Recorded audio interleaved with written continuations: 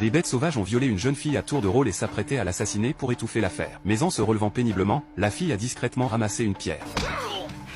Avant même que les malfaiteurs ne puissent réagir, Marie s'est immédiatement retournée et s'est enfuie vers les profondeurs de la forêt. Heureusement, grâce à sa connaissance du terrain, elle a rapidement atteint le bord du lac. Quand les malfaiteurs sont arrivés à sa poursuite, Marie avait déjà nagé à des dizaines de mètres au large. Mais de toute évidence, ils n'avaient pas l'intention de la laisser partir. Alors qu'elle nageait désespérément vers l'avant, un criminel a tiré une balle dans le dos de Marie. Voyant la jeune fille immobile à la surface du lac, les malfaiteurs sont finalement repartis, satisfaits. Les parents de Marie, complètement ignorants de la situation, pensaient que leur fille passait la nuit chez une amie. Mais alors qu'ils s'apprêtaient à passer un moment en tête-à-tête, ils ont soudain entendu des coups frénétiques à la porte.